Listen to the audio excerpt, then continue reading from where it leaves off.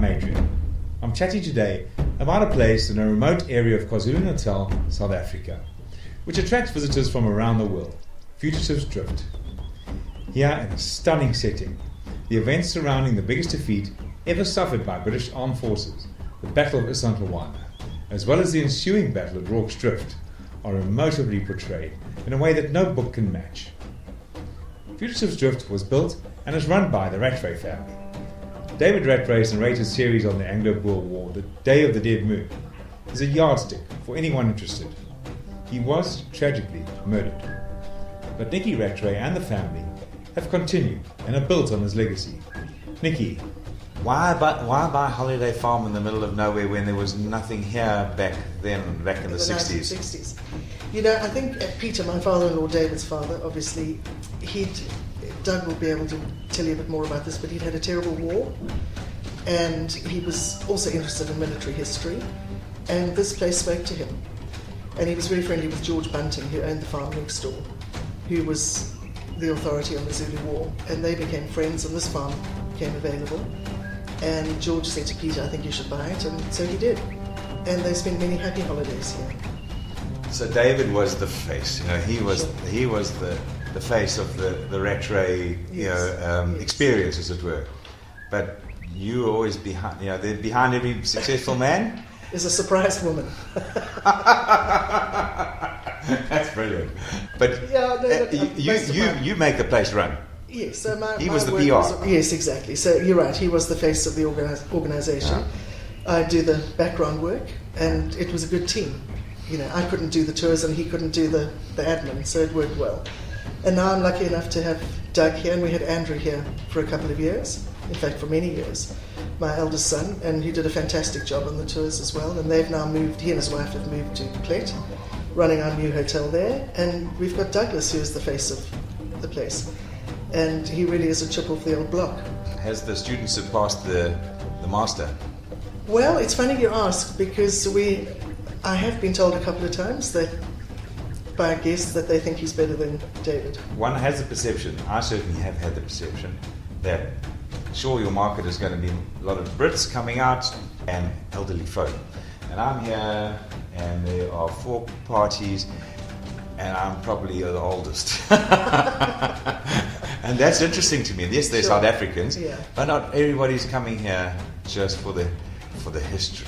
No. They're coming for something else. Maybe it's what you came here for in the first place. Possibly. No, I mean we do have an elderly clientele, absolutely. Certainly in the season, which is January, February, March, we get a lot of older British people. But as the years have gone by, we are getting more and more young people, and I think it's just people interested in, they've heard about the place and heard about the history, and want to come and see it for themselves. So we're very pleased that we're getting a younger audience. And also people are learning that there's more to it than just battlefields. There's mountain biking, there's walking, it's beautiful countryside, it's bush, there's game, so you don't have to do the battlefields. But no one doesn't do the battlefields, No, I'm they sure. don't. They all do. It really is They do. it is. I mean, even if you're not that interested, Yes. once you've been there and Doug has done his magic act, what are we doing That's next? True. That's true. And we always joke about people who come here and it's the man's part of the holiday, and the women come along because, all right, he wants to do it. And they go on one tour, and then they can't wait for the next one. The Rattray Empire is expanding.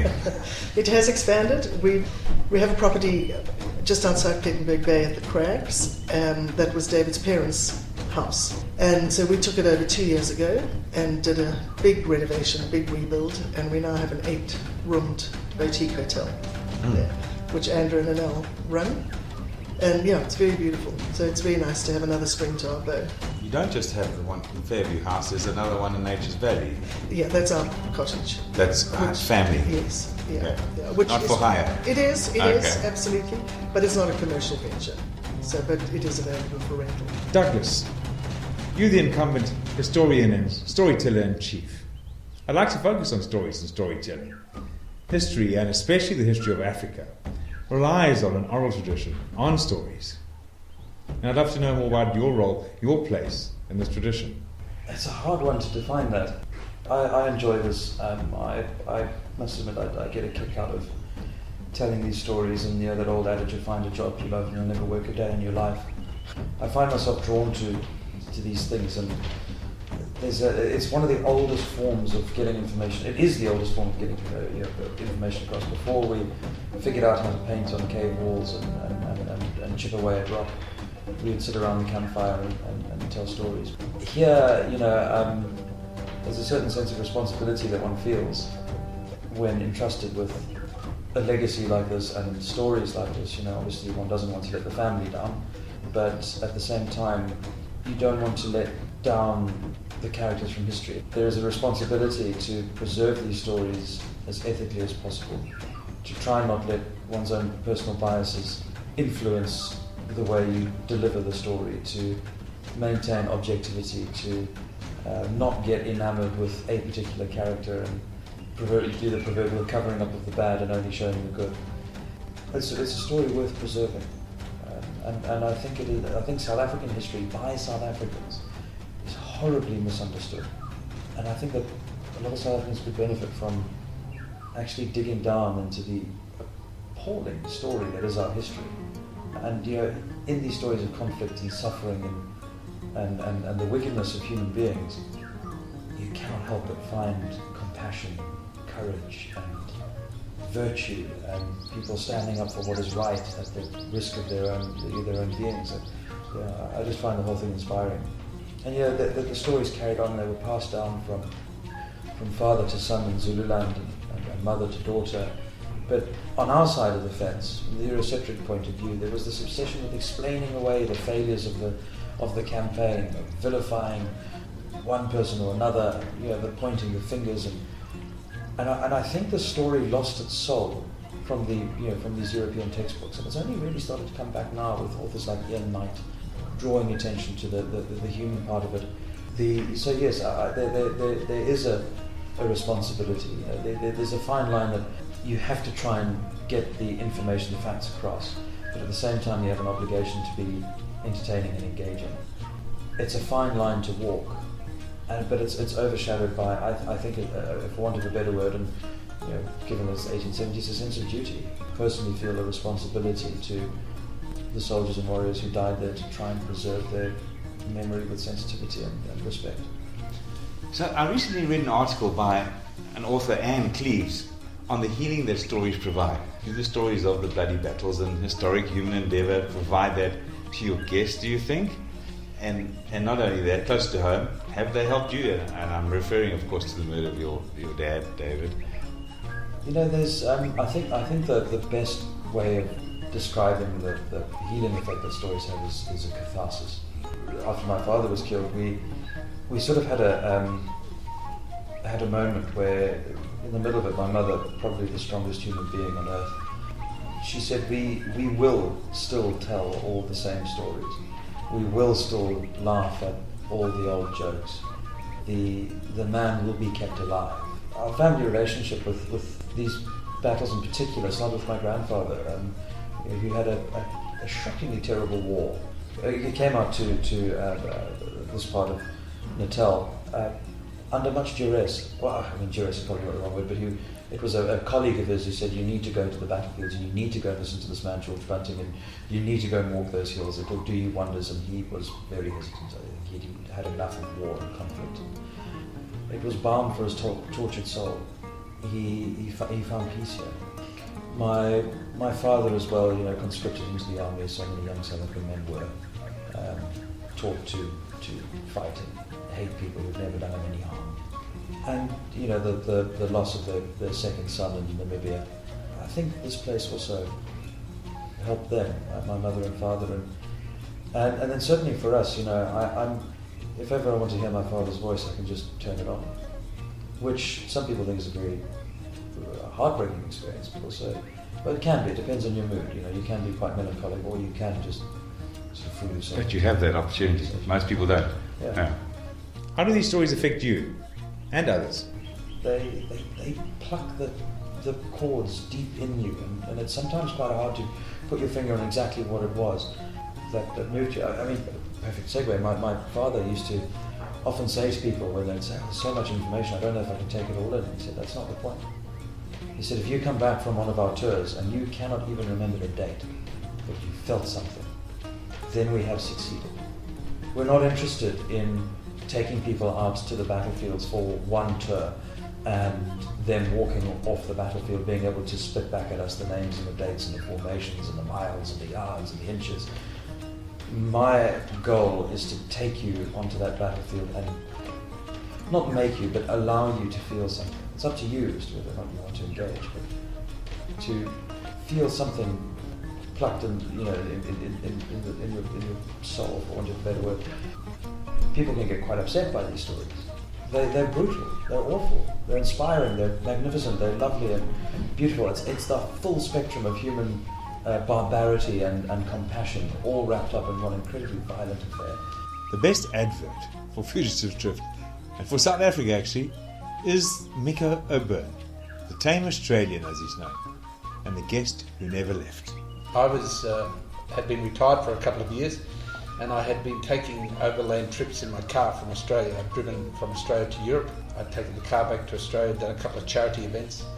Then I decided I would drive from Africa to Europe. So I shipped my car to Durban, and I knew one chap on the entire African continent. He lived in Durban.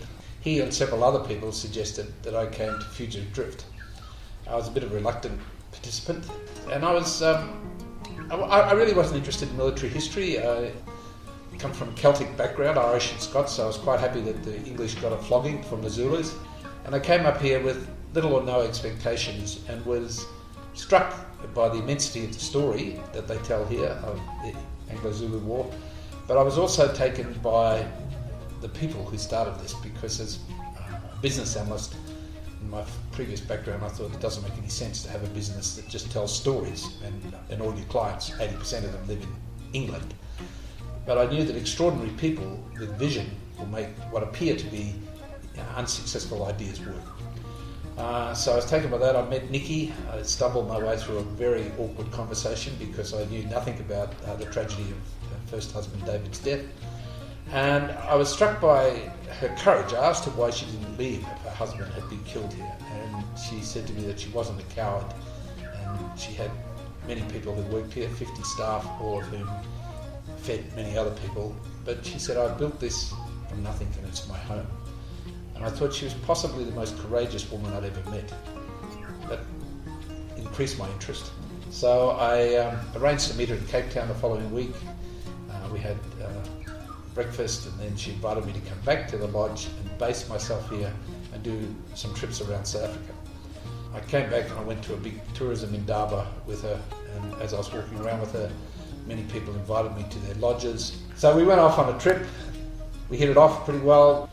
So I came here with the intention of staying for a year, and then my son and Nikki's youngest son got together and planned a motorbike trip from here to England. So I went along with them, my four-wheel drive, to make the tea and try to keep them out of trouble. We took some artefacts from the family's collection to present to the Royal Welsh Museum in Brecon. And then 6 months later, Nikki and I flew to England, and we drove the car back down as far as Morocco, where she flew back, and then I continued on down the west coast of Africa back to Fugitives. So here I was back here in Fugitives, and one morning I got up, I was making tea, which are my two duties. I do tea at 6 a.m. and GMT at 6 p.m. And I realised that I actually wasn't going anywhere. And I thought, it works for me. So soon after that, I thought I should do the right thing, and I asked Nikki, and she graciously accepted, and we were married 2 years ago. And I said when I retired that I would either live at a cattle station miles from anywhere, or I'd live in a 5-star hotel. I didn't want anything in between. And my brother-in-law, who came to our wedding and made a speech, reminded me of that and said, it seems like somehow you've managed to create both. And I love it. I think Fugitives has captured my heart, my spirit. I like being here. There's always something to do. It's never boring. I'm very fond of South Africa. I think South African people, regardless of their racial background or origin, are incredibly resilient people. They're people who, and they will all look for a solution and go forward. It's not a country without its challenges, but almost everywhere I look, there are people with great intent and good hearts doing good work, trying to make the place better for everyone. So I find that quite exciting. If you live here, you know you're alive, and it's just a great place to live. It's so beautiful. I don't have a job here, I'm not on the payroll, but I'm available to fill in the gaps, and I supervise some of the gap students. But my main job is to keep the boss happy, and everyone says if I keep the boss happy, it keeps everybody else happy. So, It's actually quite a vital role. well, yeah, I think so. Douglas said so.